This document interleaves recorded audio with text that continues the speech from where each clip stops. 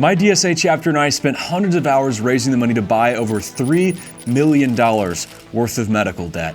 And then we abolished it. So today, I'm going to teach you the exact strategy we used. Then, I'll show you some exclusive behind-the-scenes footage and interviews to demonstrate the method.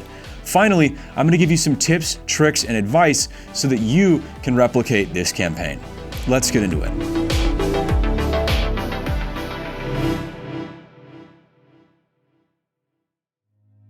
Our story starts all the way back in January. Trump had just come into office, the Democrats were as useless as ever, and the left was in total disarray. That's when I saw that my friend Samuel Withers had written a piece titled The American Road to Socialism, which laid out a blueprint for how the left could win in the age of Trump. In the article, he mentioned a campaign that grabbed my attention. The Middle Tennessee chapter of the Democratic Socialists of America had recently succeeded in abolishing millions of dollars of medical debt. The more I learned, the more questions I had. How was such a small chapter able to make such a big impact? Could this strategy be replicated? And was this method just charity work, or could it help us actually build power?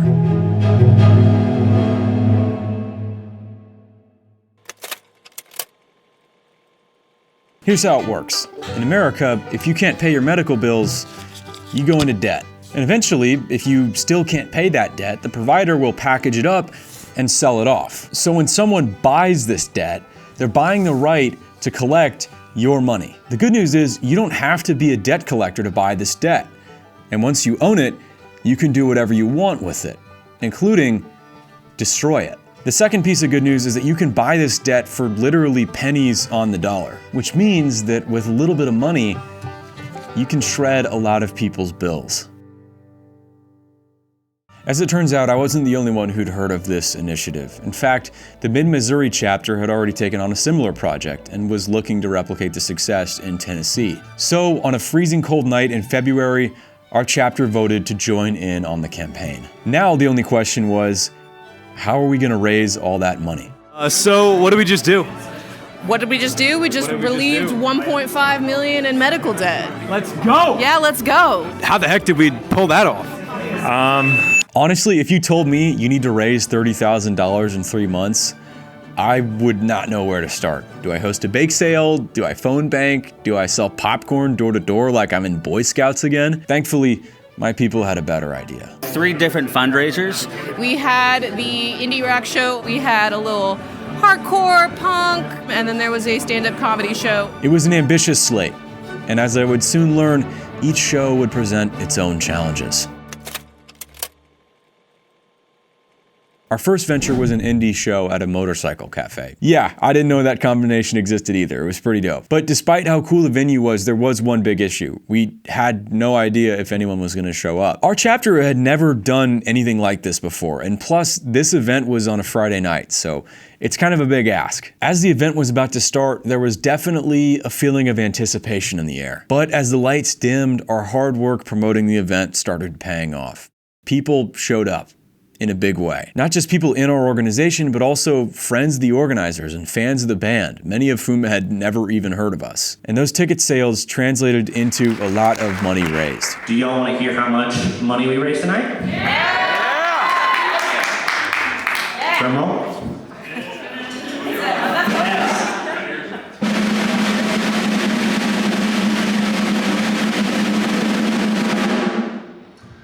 We have raised $1,900.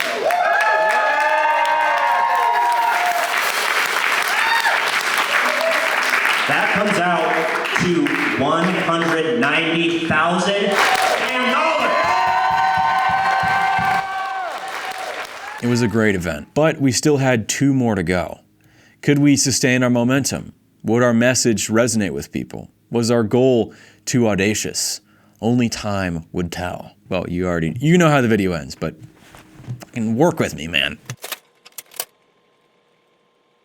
Our next show was totally different. This was a hardcore show at a skate bar. As you can probably guess by the way that I present myself, I'm not exactly the target audience for this music. So I definitely made a fool of myself in the mosh pit, but whatever, I still had a great time. Immediately it was clear that we would not have a problem filling the venue. There were plenty of people there. The only question was, whether they would care what we had to say. Maybe this is totally judgmental of me, but I wouldn't expect necessarily a guy with eyeliner, an emo cut, the whole like scene outfit with beads and like Hello Kitty to be super into healthcare reform or socialist theory. You guys don't know about DSA, Democratic Socialists of America. It's absolutely a great organization. You guys see where our country is going? Definitely give check them out. This next song I wrote about a little thing going on overseas called the Palestine conflict, genocide in Palestine, genocide in Gaza. This song's called All for One.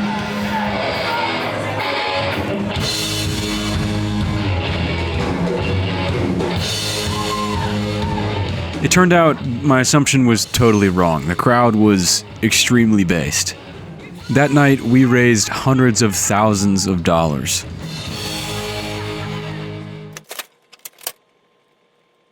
The last event was a little different. Instead of music, we hosted a comedy show. It was a great night, but in between the comedians, there was only one thing on my mind: cold, hard cash. We were inching closer to our target, we just had to get over the finish line. We raised $1.5 million in medical debt that we're going to buy. This campaign was a massive success. We brought the community together, smashed our fundraising numbers, and had a ton of fun doing it.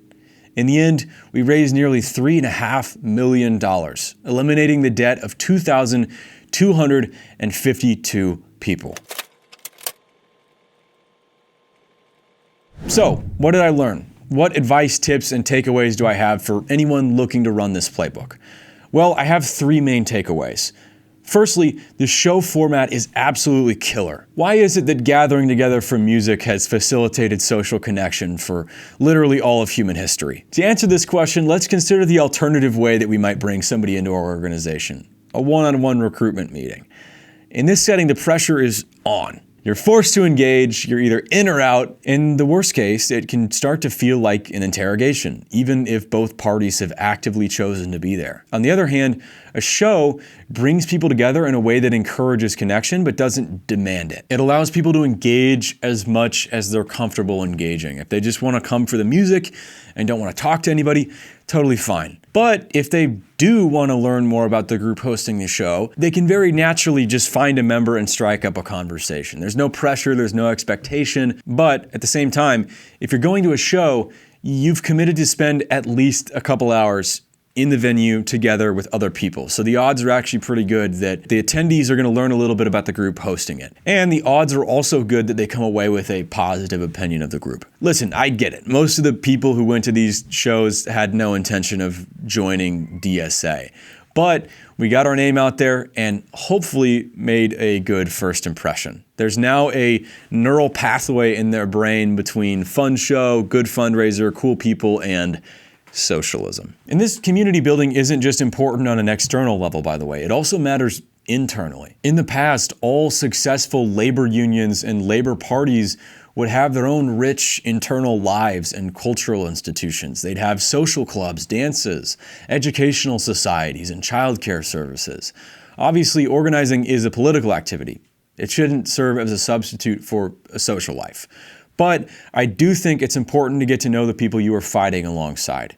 These are the kinds of activities that sustain the morale of an organization, that build camaraderie, that keep people coming back, that reestablish just one facet of that third space that is so often missing in modern life. Speaking of community, if you're a recovering terminally online leftist and you would like to connect with other leftists, talk about concrete strategy instead of arguing endlessly, and you want to find real-world groups doing good work in your area, you should join Vanguard. Vanguard is a private community that I created for leftists who are ready to get to work. It's totally free to use, but if you want to unlock bonus content, live calls, and a reading group with yours truly every week, you can join Vanguard Academy and help support the channel. I'll link both of those below. Point number 2, different goals call for different event styles. Now, participating in these shows got me thinking about the different ways that political organizations interact with the public and with potential members.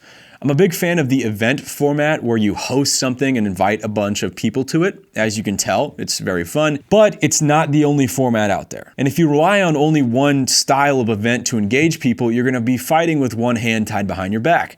because each format has its own unique strengths, weaknesses, and use cases. So for example, the event we went with, in this case, was a show because we wanted to engage large numbers of people in an accessible way, and we needed to raise a large sum of money. But that's not always going to be your goal. So to help you think about these different event styles, I developed a model using a standard 2x2 grid that I call the event matrix. If you understand each of these formats and when to use them, you'll be able to connect with people in any environment. But if you don't, you'll always struggle to recruit, run campaigns, and win power. I'm actually considering putting out an entirely separate video to explain that in depth. So if you want to see that grid fleshed out, let me know in the comments and I'll go to work on that video. In the meantime, if you want to learn to connect with people in a one-on-one setting, you can check out any of my videos in my Rhetoric 101 playlist. Lesson number 3, power mapping is not just for workplaces. Now, if you don't know what power mapping is, you're missing out on an essential organizing tool. Basically, power mapping means understanding and diagramming the connections in a social environment. So, for example, if you were trying to unionize your workplace, and you should be, then you would need to understand who has formal power, who has formal decision-making power in this workplace, but also you need to know a lot of intangible things. Who is going to be receptive to your message? Who is going to be an ally to your cause? Who is going to be an obstacle? Who has connections with management? Is there anyone in management who's going to be sympathetic to your cause? This is all complex stuff, right? It's hard to keep in your head. This is why power mapping is such a useful tool, right? It helps you understand the terrain of the battlefield. But power mapping isn't just for the workplace, and it's not just for unionization. It can be used anywhere for any campaign. So, when we applied power mapping to this fundraising campaign, what do we learn? Well, let's ask ourselves some power mapping questions. Who has influence in a city? Who's well connected? Who's well liked? Who holds access to resources, platforms, and venues? By hosting these events, not only did we make ourselves accessible to the public, not only did we gain goodwill and materially improve working people's lives by erasing their debt, we also connected with local bands, comedians, and venues. In other words, local power brokers and holders of social capital. We expanded our sphere of influence. That's why this campaign is so genius, because it's dual purpose. If you want to learn more practical concepts like power mapping and deepen your theoretical knowledge, you can check out my free ebook, The Leftist Theory Starter Pack. By the way, if you've already read that ebook, keep your eyes peeled because I'm releasing a totally expanded and revamped version very soon with tons of new features and an updated book list. As always, I'll link that below.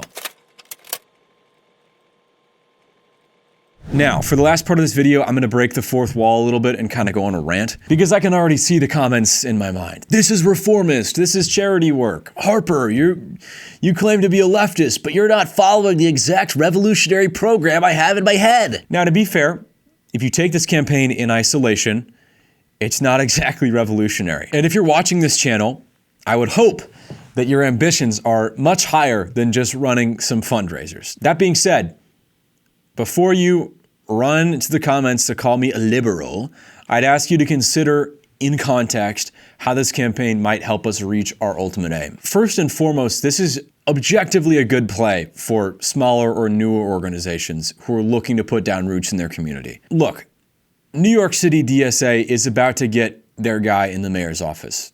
My chapter does not have that capacity. I wish that was not the case, but balls and strikes, dude. Balls and strikes. I'm just calling balls and strikes. By the way, if you want to see my debrief on the Mamdani campaign, you can check out the video I did here. Now, if my chapter wants to build the capacity to do what they did in New York, we need to get connected in the community.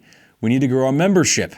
And we need an experienced core of organizers who can run that kind of campaign. This medical debt fundraiser helped us to do all of those things. So it is a step in the right direction. Basically, if you're in a smaller organization right now and you're looking to grow, I recommend this model. Not every action is going to confront power or take power. Some actions are about building capacity. If all we did was fundraisers, then fair enough. You could write me off as like a reformist charity worker. Oh no.